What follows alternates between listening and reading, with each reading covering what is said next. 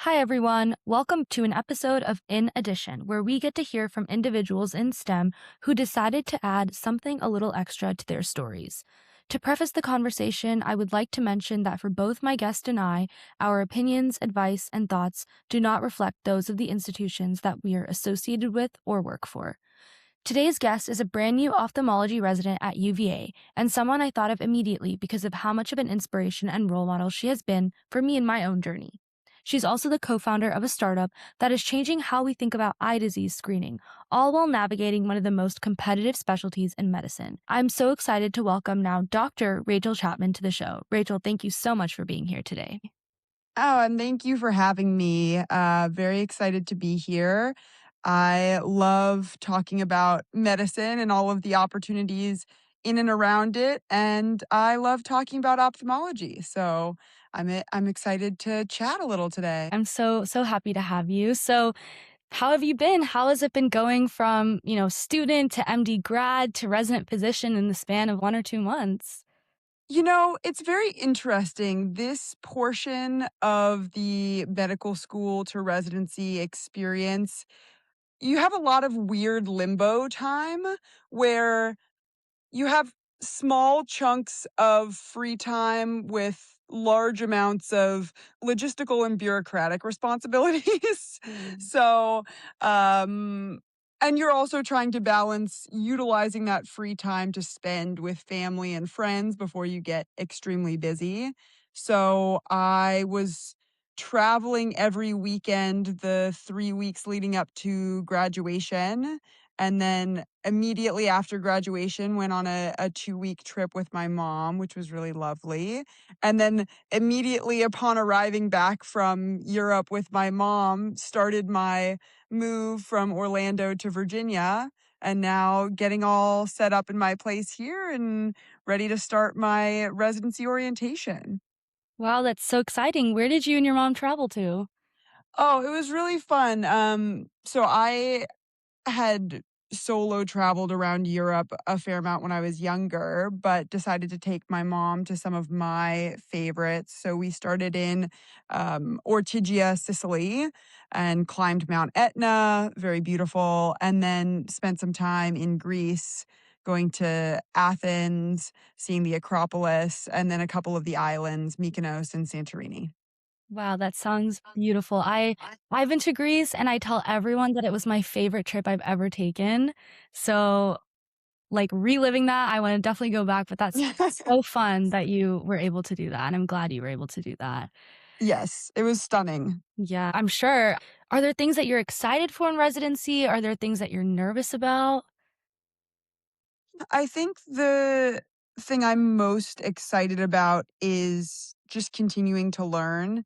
I think investing in curiosity in medical school, whether I was, in a specialty that I had always imagined myself ending up in or not, or in a course that I had known would be really intrinsic to my future or something that was going to be complementary. I've always been someone who worked hard to be curious about everything. So I'm very excited about the continued learning in residency. And then, I think there's the combination of excitement and anxiety surrounding the new held responsibility. It's not only responsibility for patients, but also responsibility for taking care of your peers, for teaching medical students who come on your service, etc. So, there's a lot to be excited, but also a little nervous about. And I think that it would be inappropriate if I wasn't a little nervous. Yeah, definitely. It sounds like there's so many different emotions, kind of like a little roller coaster, but I feel like knowing you, you're definitely gonna probably ease into it well. And, it's something you're passionate about, which I feel like is the most important thing, the most exciting thing. Yes, very passionate. and very fortunate to be at University of Virginia, a place where I had worked before medical school, had lived before, have a strong network here. So I feel like I have a lot of support, and I think that that's going to be very beneficial.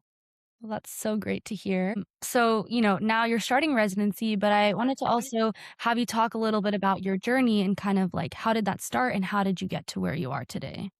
Yes, absolutely. So, nothing in my path has been particularly linear, but I do feel in retrospect at this point in my life that every step has added some important lessons that have prepared me.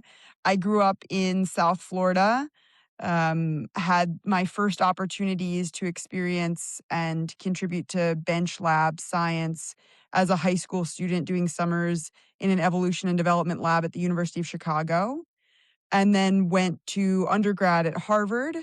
And I think, the biggest takeaway from my time at Harvard was I had a lot of opportunity to build some confidence that I could not only exist, but contribute in challenging environments and sort of learning to trust my abilities and pursue some more ambitious goals.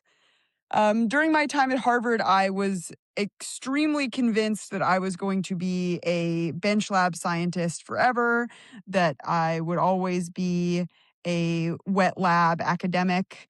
So I went immediately into a biomedical science PhD program at the University of Chicago after finishing undergrad. And I think that the biggest thing there was not only learning things like experimental design and construction, but also learning how to ask valuable questions was big. During that time, I also did discover that I think my personality and what fulfilled me lended itself more toward clinical medicine and front lines problem solving. I don't think I enjoyed the delayed gratification of the biomedical science lab quite as much. So that was a good learning and growth and self development experience as well. So I left my PhD in my second year and decided to pursue medicine at that point. So I went into a post-bac program and also spent time as an ophthalmology scribe while applying to medical school.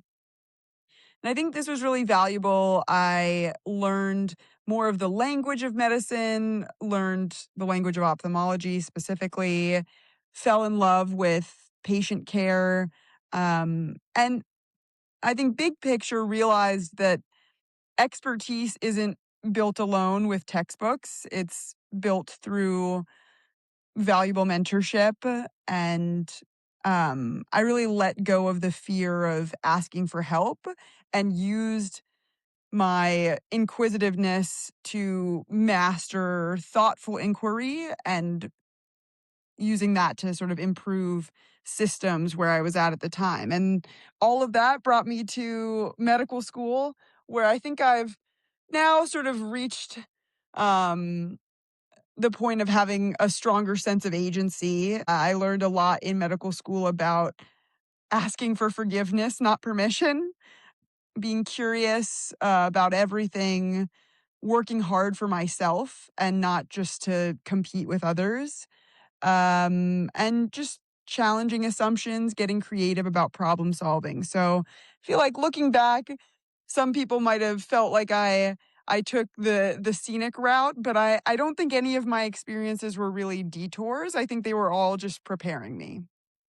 Yeah, definitely. That sounds like you know, a very unique journey, but I feel like it's so interesting to hear that you were really confident in like making that decision of, hey, I don't think this is working out for me. And, I'm aware of the fact that I need something a little bit more to, feel confident and to feel like, this is what I need to be doing. So it's interesting to hear, how you made that decision. Do you feel like that decision was difficult? Was it very easy? Like, how did you navigate making that decision to essentially switch career paths? Oh, it was extremely difficult. I had imagined myself as an academic research scientist since I was 14, 15 years old. And, you know, I think that when w we all experience serious moments in our lives differently. Some of us experience it as increased stress and anxiety. Of us experience it more somatically in our body. Some of us experience it in our desire to be around others and socialize. Um, I was someone who experienced it very somatically. I started to not feel like myself, almost like I was sort of slightly ill all the time. And I decided to take stock of things because I'd, seen a physician and they were like, "You're totally healthy, you're totally fine." And taking stock, I realized that some of the things that I had imagined in my life were not consistent with the potential that the a PhD in the area that I was in was going to give me, and I needed to do an assessment of what was going to not only give me the life that I imagined for myself, but also allow me to contribute and, be someone who could add to the lives of others in the way I had always hoped. So, taking stock of all of that, spending more time with physicians, shadowing, um, it took a long time to make the decision to leave, but once I did and once I was actively pursuing medical school, applying to medical school, I had made the right choice. Wow, that's great. Yeah, I think it's just such an important thing to talk about because I feel like, 99% of the people, they're not, born and knowing what they wanna do, and so I Well, feel like it's just important to talk about this because people listening can probably, learn from that and say, "Hey, maybe it's time for me to take stock. Maybe I need to reevaluate if I'm not feeling good about this," and also that it's okay to do that because, um, you were able to make it, you applied to residency, you got into the field you wanted to get into. So it's just, I feel like a testament that, just because you didn't start off, full steam ahead on medicine doesn't mean that you can't do it. So I think that's a really important thing to talk about. yeah, and I think just on that point, I talk to a lot of younger students, pre-medical students, first-year medical students who are 18, 19, 21, 22, and they're very concerned about their timeline. They're very concerned about what age they're gonna be when they finish with things, and I try to remind people that, you know, you're gonna be 30 no matter what. You're gonna be 40 no matter what, and so wouldn't you rather be happy with the decisions you make in your day-to-day life when you hit that age rather than just having a list of accomplishments. So I think it's very important, especially as young people, to take stock at major time points throughout our life and do that self-assessment so that, when you do turn 30, as you eventually will, you don't just have a list of accomplishments that you had set out to do, but you're happy with where you are. Yeah, definitely. I think that's super important. So thank you for sharing that. I wanna talk about, your additional paths. So I wanna switch a little bit to Eye Uh-huh. Sentry. So could you talk a little bit about that? How did this idea start, and how was the journey from ideation to really, like, implementing it? Absolutely. So I've been interested in pursuing ophthalmology since before medical school. Like I said, I was an ophthalmology scribe. During my time as a scribe, I worked primarily in cornea clinics and retina clinics.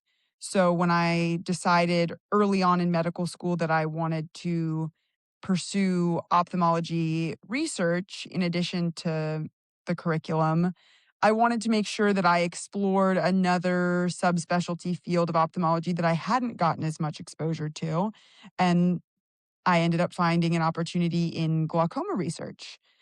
And I was extremely privileged to have an excellent mentor in that space who not only allowed me to work on really interesting research with him, but gave me opportunities to come into his clinic and come into his OR and see, what care for glaucoma patients looked like to supplement that research experience that I was getting.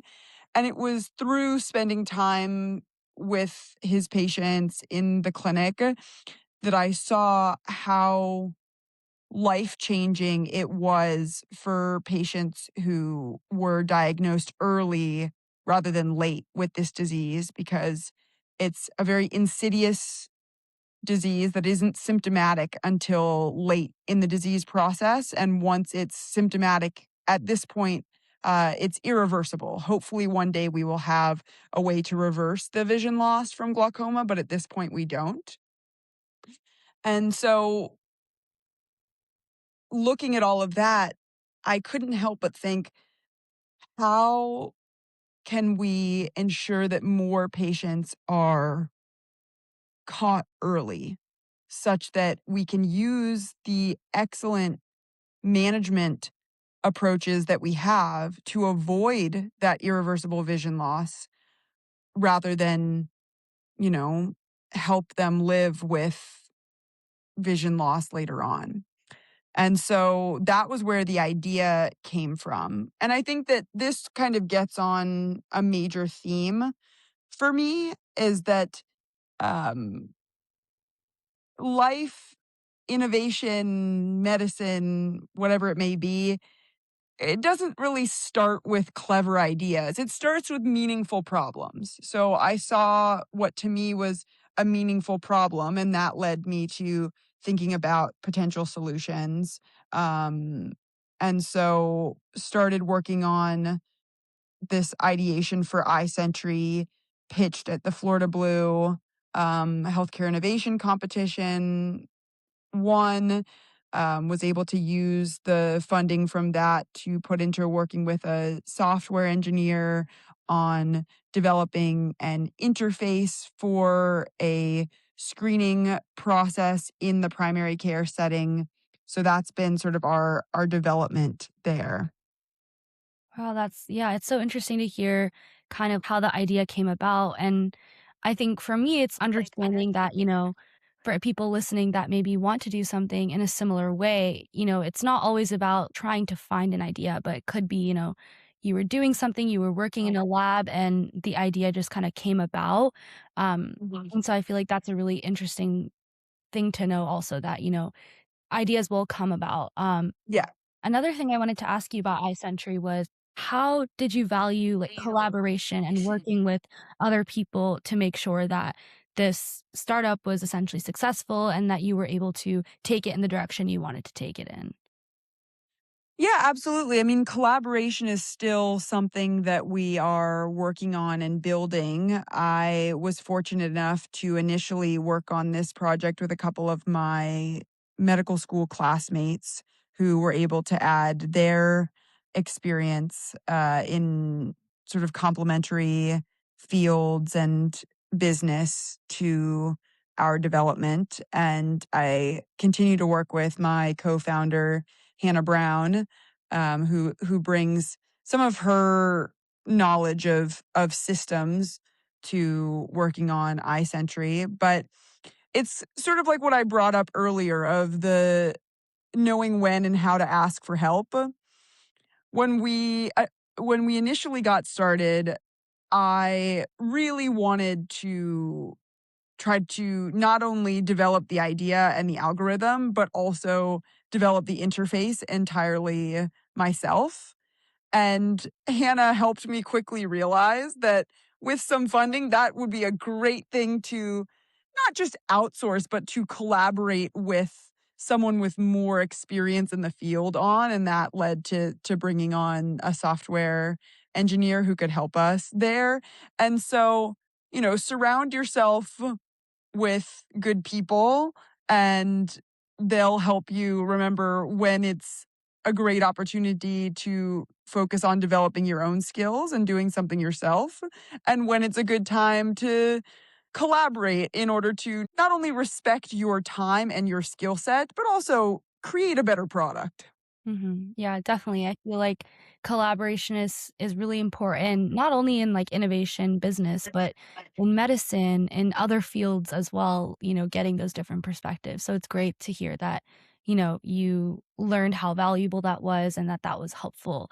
And, kind of an additional question I have is now that you're done with, medical school essentially, which is crazy, but I'm sure you felt, a little bit different about Eye Sentry at the beginning of medical school than you do now. So my question is, now that you're done, how do you feel like your clinical training in medical school actually shaped the way that you approached building a product? I think the biggest thing for me was having time on clerkships in the primary care setting and getting an understanding of how the workflows function in that setting and getting input and opinions and advice on the idea from physicians in the primary care field. Because at the end of the day, and this is a big part of what we're doing right now as we sort of fundraise for running a pilot study, is getting the thoughts and feedback from stakeholders. And because this is intended to be a glaucoma risk assessment tool for the primary care setting, primary care physicians are a huge portion of our stakeholders.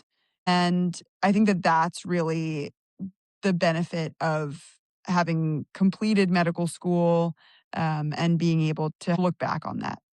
Yeah, definitely. I think, yeah, it's definitely really important to kind of look at your customer base essentially and say, like, how can you give me advice or feedback on how I can improve the thing that you're probably going to be using at the end of the day?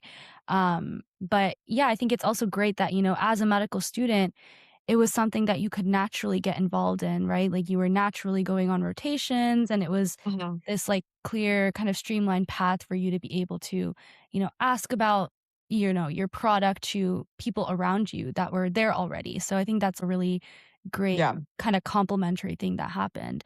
Another question I have is a lot of people focus on the positive, the successes, which is so great. Obviously, this is a successful thing for you, and it's been a really positive journey for you, which is amazing. But I feel like a lot of times we don't talk about, maybe the failures, the challenges, the negative parts of the journey, which are always there. Mhm. So my question is, was there ever a time where you felt stuck or like, hey, this isn't working, I want to give up? And how did you navigate that? Oh, yeah. I mean, if you're not having those moments, you're not being challenged enough.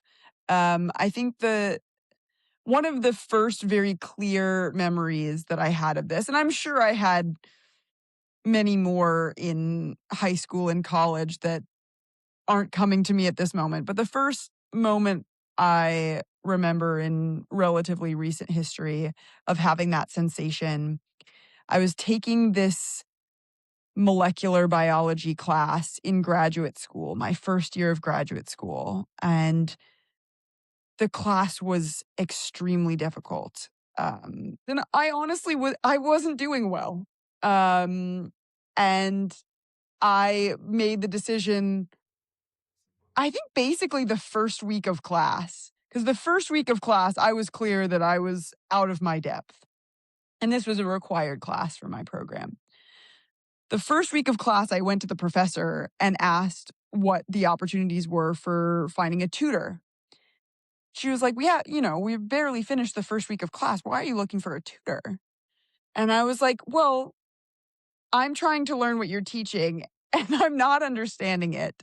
And I don't think it's because you're not a good teacher. I think it's because I need more help and more guidance." And I have stuck with that principle throughout my entire academic career. I try to initiate very early on if I recognize that my ability to learn and understand something isn't quite where it needs to be. I'm going to ask for help early. Not because I don't think I can do it on my own, but because I want to optimize my learning. And so I think that that was a big moment, that has sort of led a lot of how I've managed things academically and how I've tried to give advice as well to younger students is, don't wait until you're in a critical situation. Ask for help early. Yeah, definitely. I think that's a lesson that, I feel like in medicine a lot of times too, and I'm coming from this from a personal perspective, like it's hard because you know, people don't talk about the challenges and the failures and not doing well in school and class. So I feel like it's important to know coming from somebody that has successfully gone through such you know, a hard journey in medical school and is now, a resident physician, being able to say like, "Hey, it's so normal. It's actually great for you Yes. to be able to do that." I feel like it's so important to hear that from someone at, the stage that you're at. And translating that, I'm sure a lot of people feel that in school as well, but translating that now to one of your identities as somebody that's an innovator, did you ever feel like that when you were building your product? Oh, I feel it all the time. I feel it constantly. Um, Innovating is by nature a very frustrating process. And, it's one of those things where, particularly in the medical technology, health technology realm, you kind of have to be open to one of two situations. Either A, you have a lot of resources that you can invest, or B, you're willing to understand that it's probably going to take a long time. I think that in medical school, especially, people are very concerned about their timeline and their, academic productivity. Um, and I, so I think it's important to understand that realistically, as a medical student, as a resident, wherever you are, it it's going to take a long time. So it's okay to get frustrated, but you don't stop, you keep building your network, and you allow that to help you gather the information, the fundraising, the resources that you need to keep just chipping away at building out your idea, and you stop worrying about the timeline. Yeah, definitely. I feel like patience is one of those things that, honestly, it doesn't come naturally to me. I feel like it doesn't come naturally to a lot of people just because, for me, it's like fast paced, keep moving, especially in medical school, you're continuously learning. You have more and more things to learn every day.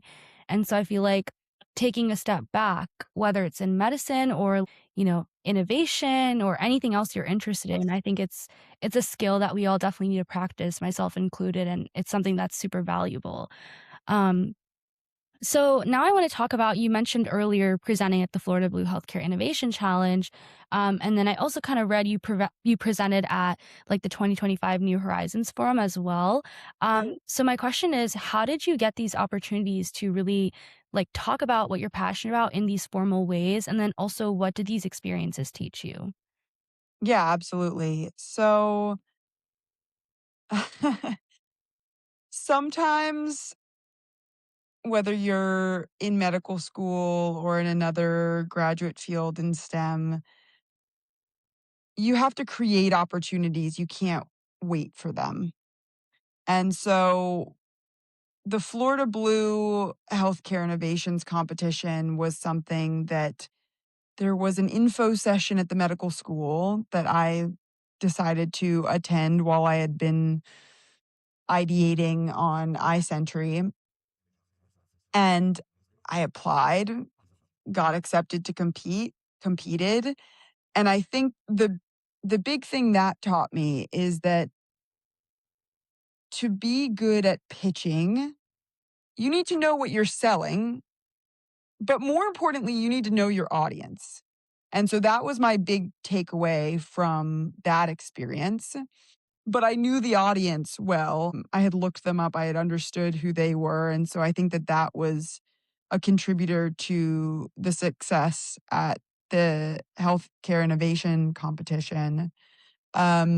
And then New Horizons Forum was an incredible opportunity where one of the organizers at the Glaucoma Research Foundation had reached out to me about, participating, not, sort of just via social media, email, that kind of thing. And I was enthusiastic to go. And so I had no idea really what it was gonna look like initially, and it ended up being a talk that I gave on a panel, at their New Horizons Forum, which was amazing. Got to be surrounded by a lot of other innovators, was an incredible experience, and so these were both opportunities that kind of built off of one another, where you just go after something and you, like I said before, ask for forgiveness, not permission. And you get to meet amazing people. I mean, the mentors that I met at New Horizons Forum were absolutely key to my success in matching into ophthalmology this cycle. And I cannot stress that enough. Wow, that's so great to hear that. I think the biggest thing is, it seems like it's just, being confident in what you're doing. You were really confident in, hey, like this is a product that I care about. This is something that I care about that I know is important to talk about. And just kind of going to these events, these competitions, just, confident in general. So a little follow up to that, how, I guess, just simply put, how do you feel confident? You know, it's an interesting thing to describe. I think I remind myself all of the time that all the people that I look up to started where I am today at some point, and they didn't get to where they are by waiting to feel like they had made it. They were just always chasing. And so I think that that led me to this feeling not that I by any means know everything that I need to know, have all of the abilities that I need to have. I am so far from all of that. I'm just constantly developing and growing all of the time. But that I can build skills and I can build knowledge and I can get to where they are by chasing.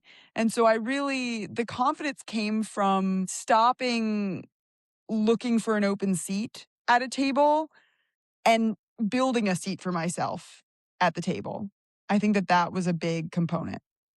Yeah, definitely. I think those are such great pieces of advice, and it kind of feels like a pep talk, it's like, "Hey, you can," like, and, I love it. I love to hear things like that because I think that's a great way to put it, like, everyone started where we are at some point, Yeah, something like that. I think a lot of people, like, they wait for milestones to tell them that they're now ready, but it's sort of it's a little bit of a cop out, right? If we keep just, like, waiting to feel like we're ready, then we never get to chase anything. We never get to become what we were meant to be. We never get to take advantage of opportunities during the course of the journey.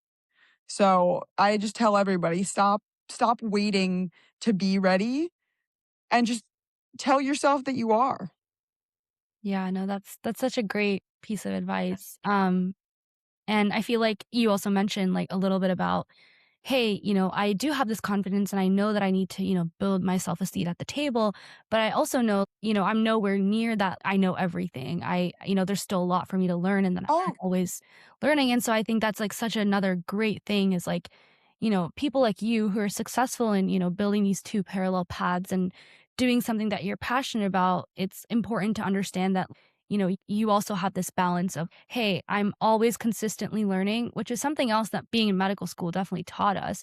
But, also that's paired with a balance of we have to have this level of, being comfortable in ourselves and our abilities and being confident in ourselves that, we can present, we can, build this product that that we're passionate about. So it's really great to hear that that balance for you is also very important. mhm. So my next question is, this podcast is focused on these two parallel paths, building something in addition to, your primary or your initial passion or your career path. So, my question is, how do you kind of think about the relationship between your clinical identity and your innovative or entrepreneurial identity? How do they complement each other? Yeah, I think that medicine and innovation are not competing identities, certainly not mutually exclusive. I think that they're extremely complementary. Physicians, we spend our lives identifying problems, helping to improve patients' not only quantity of life, but their quality of life. And in a lot of ways, innovation is really just taking the next step and trying to improve the tools that we have to do that. And honestly, given that we have a rare knowledge of the experience of patients and the experience of the clinical environment as physicians, I think we have a responsibility to use that knowledge to improve care through innovation. Yeah, definitely. I completely agree. As somebody who's interested in this kind of field myself, it feels really natural every time we're learning something, whether we're in the classroom or for me when I'm shadowing, for you when you did rotations, there are always ideas kind of popping up in our heads. So I feel like it's just a matter of, an idea that really resonates with you, that really hits you in a way that you want to do something about it. Again, because this podcast is called In Addition, I want to ask you, how would you describe this innovational path as an addition to your journey and something that didn't, take away from it or substitute your, initial journey as a physician? I think it comes back to just curiosity, continuing to want to grow and explore in a field that is meaningful to you. I fell in love with glaucoma research during the opportunities I had in medical school. And I wanted to continue to learn and grow and build within that. And this was honestly simply another opportunity to do that, to not only build something that I believe could improve patient care, but also to build skills that I wanted to have and, build a team and find more mentorship, all of those things. Yeah, definitely. I feel like for a lot of people, it might, be hard to understand and feel that, this additional thing that I want to pursue is really an addition and not something that takes away. Especially, as medical students, like for me, I often feel, if I want to pursue something else in addition to my journey as a medical student, how do I get the time for that? How do I make sure it's something that's not taking away from my primary goals? But I think, if you have that mindset of like these things are intertwined with each other, I'm learning from both of these things, you know, I think that's like a great way to make sure that it is an addition and not, a substitution or something that takes away from it. You know, I have 2 pieces of advice on that side of things. It's very important to be committed to your medical education, the medical curriculum, but in addition to that, I will say one sort of cliche that my mom always told me, and she is a physician herself, was, "If you want something done, give it to a busy person."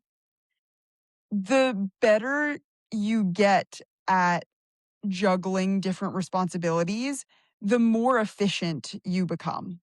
I think that, the most creative, successful, productive people that I know aren't focused on one thing. They are managing multiple things and it doesn't take away from any one thing. They've just gotten so good at efficiently managing their responsibilities. So that's one. And the other is you have to choose things that refill your cup. Don't choose things because you think it'll look good on your resume or because, if you think it would make you an interesting candidate when you apply to residency. Choose things that make you excited such that when in the medical school curriculum, and it will happen, it happens to everyone, you will be in a block or on a rotation. that is not the most fascinating to you, you will have that thing to go home to that refills your cup. Yeah, definitely. I think that's such a great way to think about it, now that I'm thinking about it, it's not it doesn't have to be, "Hey, I studied for 12 hours a day. Oh my gosh, now I have to go work on this additional thing that, I care about, but I'm tired." And, it's like, that balance really, Yes. and I think that's such a great way like, a great piece of advice to give to people, like, in my position, when you feel like your cup is a little less full, you have this other thing that can fill it, and I think that's such a great way to put it, so I appreciate that. Okay, so this last kind of like, I guess, section, I want to do something a little fun, and I'm calling it the addition challenge. Basically, I'm really curious about how different aspects of your journey added to your story in certain ways. And I know we like kind of talked a lot about that throughout the conversation, but I want to list some of the things that I feel like I learned from our conversation that were additions. And it would be great if you could tell me what these things added to your stories in maybe a short sentence or two. So the first one is medical school. How do you feel like that really added to your journey just as a person in general? Medical school provided me with the mentorship I had always hoped to have. The physicians and PhD faculty that I met at UCF as well as at other institutions during the course of medical school have deeply changed me and helped me grow into not only the future physician, but the person that I hope to become during that time. I think that that's a big component of it. I think the other side is I found my voice in medical school. You know, I had been involved in some advocacy work when I was younger, but not to the same extent that I got involved in the medical education and trainee advocacy work that I did in medical school and plan to continue to do. Yeah, definitely. That's amazing to hear. And honestly, as somebody that's kind of like just started this journey, it makes me feel even more hopeful than I already was that it's going to be a great journey. So my second thing that I want to ask you about how it added to you as a person is Eye Sentry. Um, I will say I personally feel that medicine and entrepreneurship are both forms of service. You know, from my perspective, developing something like Eye Sentry as while at the same time developing into a physician, these are things that both exist to improve patient outcomes. And the takeaway that I want medical students, pre-meds, anyone involved in the STEM realm to have with that is start with problems, not ideas. You don't need to wake up with a light bulb symbol over your head with some game-changing idea. You just need to assess a real unmet need. Yeah, definitely. That's such a great way to put it. I feel like, again, like we talked about this earlier, but how are we coming up with ideas and just, having that mindset of not trying to search for an idea, but, what's a problem that I can actually solve Yes. is definitely such a great way to think about it. And then the last, word or thing that what I took away from you is that mentorship added something to you as a person. You know, I think it added something from two perspectives. You know, having people to look up to is also a way to have a reminder that you are not confined by your current skill set. Because especially when you spend time with physician mentors, you know that all of them started where you are. And so you can think about the fact that you will one day have their skill set. And you don't have to confine yourself to where you currently are along the journey. I think some of the most meaningful opportunities require, allowing yourself to explore challenges along the journey, not just waiting to have the skill set because all of the best mentors that I know, they still see themselves as on the journey. They still see themselves as learning and growing and, becoming, you know, new and better every day. And so I think that that's very meaningful. And I think from the other side of it, trying to understand who your people are and who you want to be in medicine. You can truly create almost any type of career in medicine. Even within a singular specialty, there are so many different potential careers you can have from, the sides of industry and consulting and private practice and academics and, everything in between, because many of those exist more as a spectrum than just as singular options. Spending time with mentors who allow you to begin to understand where you think you will want to be on those spectrums and who you want to be in medicine is extremely powerful because that's going to be your motivator is being able to imagine yourself in that position. Yeah, definitely. I think mentorship is such an important part of, you know, your professional journey in and out of medicine. So I think it's great that, we have that ability to utilize mentorship to be able to explore like what are we passionate about. So that's great. My last question for you is it's just kind of about giving advice, but throughout this conversation, there's so many things that you've said that I've literally marked because I'm like, this is something I should put on a sticky note and put on my mirror because I feel like a lot of these, a lot of the pieces of advice you've already given are so they're not only just motivational, but I feel like they're truly actionable. I can, really like after this call, I can really sit down and say like, "Hey, this is a problem I think exists." So the last question is just for people who are, who have ideas, who have things that they're passionate about, who have already identified problems that they want to do something about. What is the best piece of advice you can give them for just starting? I feel like a lot of people don't really know where to start. Yeah, so the choosing a problem, not an idea, is a big thing. Identify a problem, identify an unmet need, identify a gap, and work towards solving that, not just having a creative idea. And then, at least in the medical sphere, in the medical innovation side of things, I think it's important to keep in mind how powerful our education is in terms of not only helping us identify problems, but identify solutions.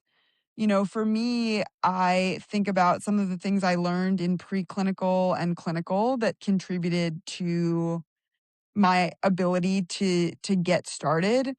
And a big one for me was in the medical education sphere, we oftentimes think about medical knowledge in terms of illness scripts. So, illness scripts being the way that we sort of build a foundational understanding of disease processes by understanding their epidemiology, their clinical presentation, their diagnostics, and their management all connected through that pathophysiology. And I think being able to take something like that and for me, see a disease like primary open angle glaucoma and say, okay, we understand the risk factors. We understand that this clinical presentation, unfortunately, is very insidious and not symptomatic till late in the process. And we're extremely fortunate that at this point in the innovation process in ophthalmology, we have great tools for managing the disease, particularly if it's caught early.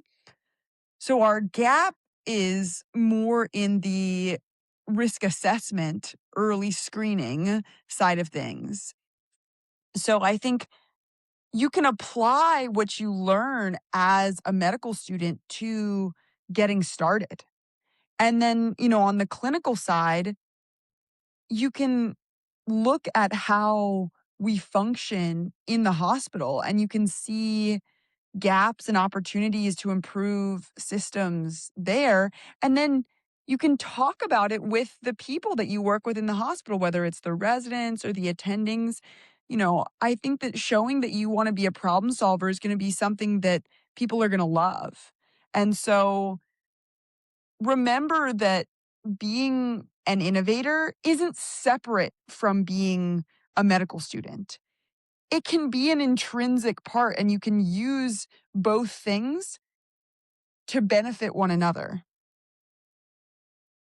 Yeah, definitely. I think that's such a great piece of advice, and I think it completely applies to people both in and out of medicine, just looking for a way to really, make an impact and, just use what they're passionate about and really take it from like point A to point Z. So I really appreciate that piece of advice.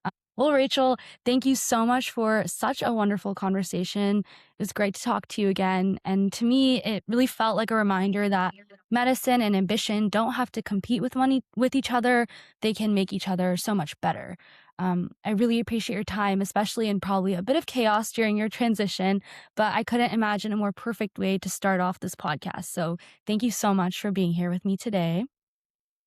No, I really appreciate being invited on and being one of your first episodes here. I look forward to seeing great things in the future. I am happy to give advice. I am happy to provide my contact information and talk to medical students and other people in STEM. I would love to connect for anyone interested in the ophthalmology sphere, medical education sphere, and health tech innovation spheres. So thank you again for having me. I appreciate that. And as somebody that, is so lucky to have your contact and have you as somebody to look up to, I appreciate, you offering your information and your advice. So to everyone listening, if this didn't inspire you to go add something to your story, I don't know what will. This is your reminder that there's always something worth adding. Thanks for tuning in.